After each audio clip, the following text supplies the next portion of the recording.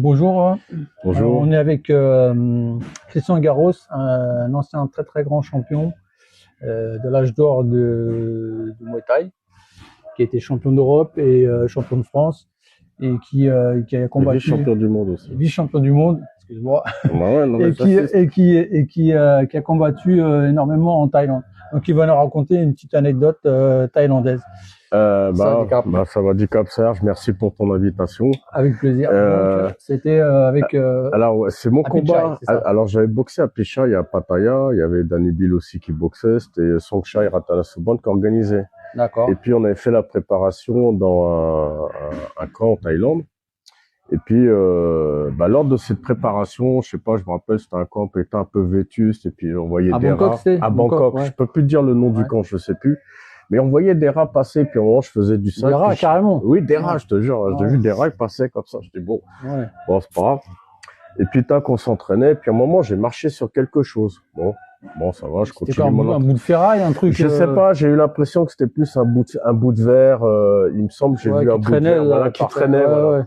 Et puis, du coup, voilà, bon, après, je fais l'entraînement, puis dès le lendemain, je commence à avoir des douleurs au pied. Et puis, mon pied qui commence à grossir. Bon, je continue quand même à m'entraîner. Et puis, un jour, comme j'ai vu que j'avais une petite ouverture, j'ai essayé de prendre une petite lame de rasoir. C'était combien de jours après? Quelques jours après? Quelques jours, 3-4 jours après. 3-4 jours après, j'ai commencé à voir que j'avais, mon pied, il avait vraiment grossi. Puis j'avais comme une petite blessure, donc j'ai pris une lame de rasoir, j'ai essayé d'ouvrir mon pied. Et puis quand je l'ai ouvert, ma main s'est bloquée. Je me suis dit, ah, ça, c'est une crise de tétanie.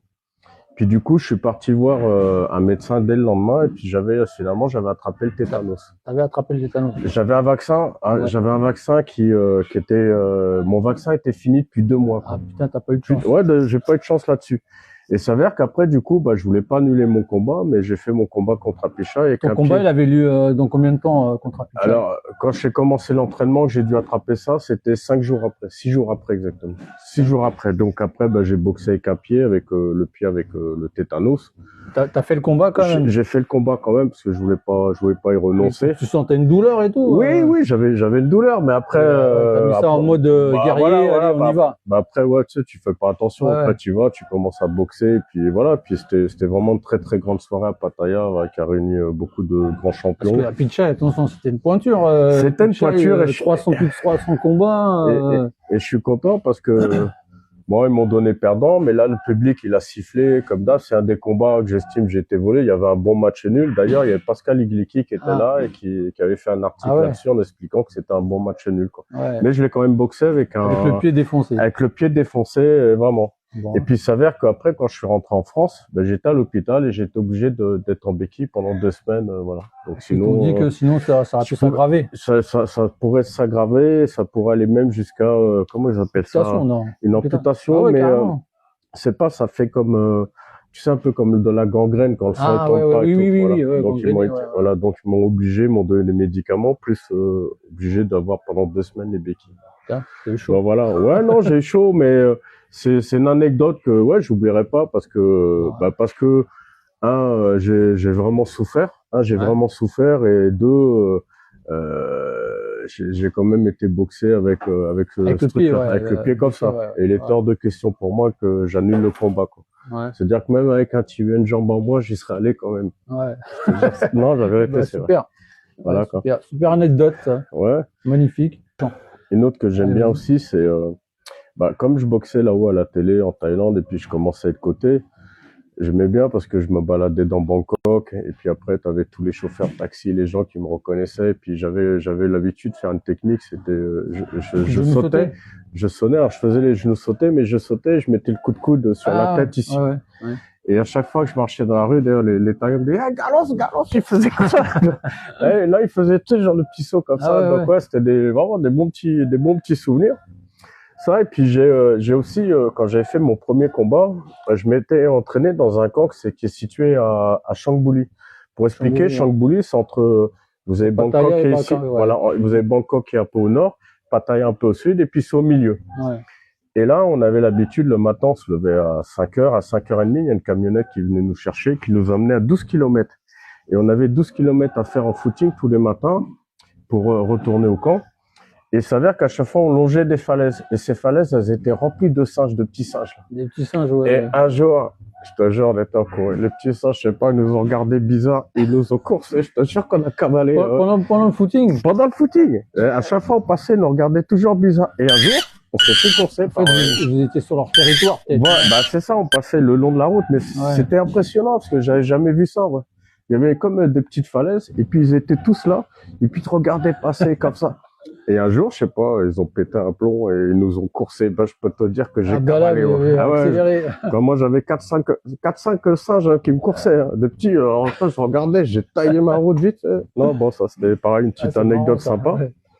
Une autre aussi, c'est, ben, je te dis, quand j'ai commencé, j'ai découvert la boxe thaï grâce à une personne qui s'appelle Daniel Bouas. Qui, je sais pas, je crois, il me semble, il vit en Thaïlande aujourd'hui, je sais pas. C'est lui qui m'a fait découvrir la boxe thaï. Et après, j'avais été voir, j'ai découvert la boxe thaï l'été 1988, juillet 88. J'étais un petit peu m'entraîner avec Daniel Bouas et mon frère.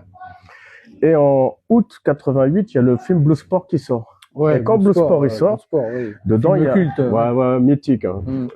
Et quand il y a le film qui sort, il y a dedans, il y a un comment que s'appelle un combattant de Muay Thai qui s'appelle le seul dedans qui s'appelait Paco. Le short, et j'adorais comment il était, ses coups de genoux et tout. Et là, je me suis dit, dès que j'ai quitté le film, j'ai dit je vais me mettre à la boxe thaï. Bon, je me mets à la boxe thaï. Et un jour, je suis en Thaïlande, je devais boxer dans le quartier chinois pour le Nouvel An chinois à Bangkok. On va au Raja Damnon faire la comment que ça s'appelle la pesée. La pesée, ouais. Et qui je vois ce gars-là.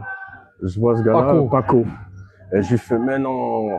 Et j'étais obligé d'aller le voir. J'ai dit, je suis obligé de te le dire. C'était un Américain. C'est un Polo Tosha, c'est son nom. D'accord. Ouais, et c'est un acteur, lui, c'est ça? Oui, c'est un acteur, oui, de films d'action et tout. D'accord. Ouais. Et lui, bah, du coup, j'étais obligé d'aller le voir. Je dis, s'il te plaît, je suis obligé de te le dire.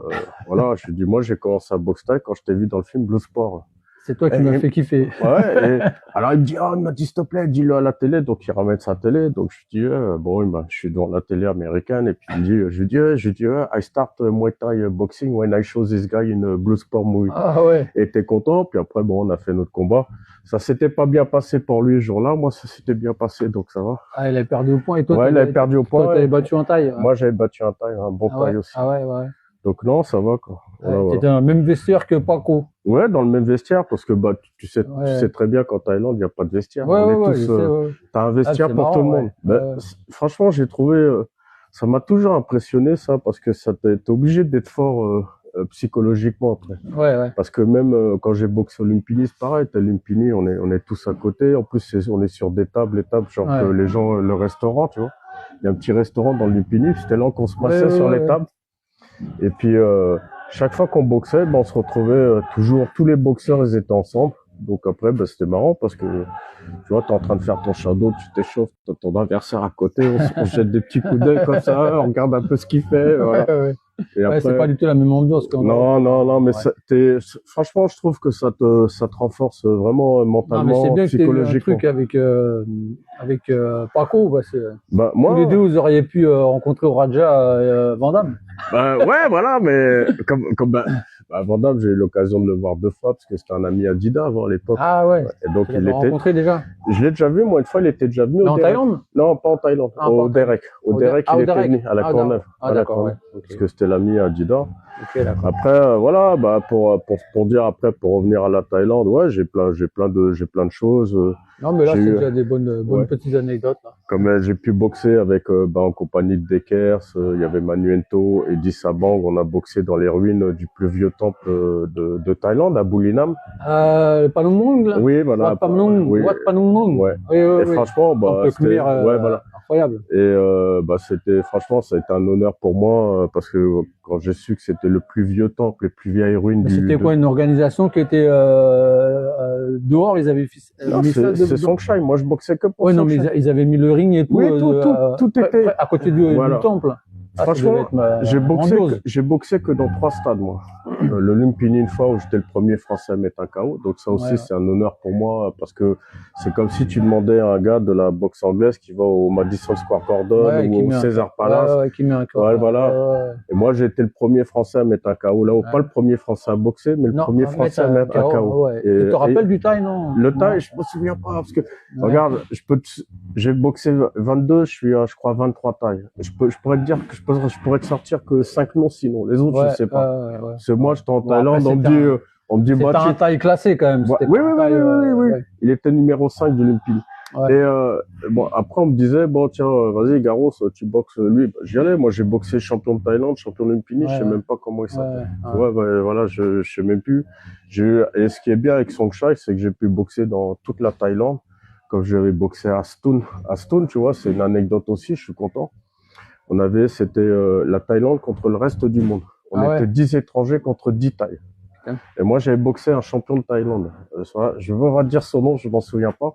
Mais je suis content, j'étais le seul à avoir gagné. De tous les étrangers, je suis le seul qui ait gagné. Alors je peux te dire, super souvenir. J'étais vraiment, j'étais impressionné. Bon, donc c'était bien, quoi, et on s'entraînait bien. Super. Et ben écoute, merci beaucoup. Je t'en prie, avec plaisir. Hein, merci beaucoup. Toujours un plaisir de te voir. Et ça, c'est des anecdotes mémorables et des anecdotes thaïlandaises qui vont rester gravées en vidéo. Voilà, merci à toi. Kopkun Makap.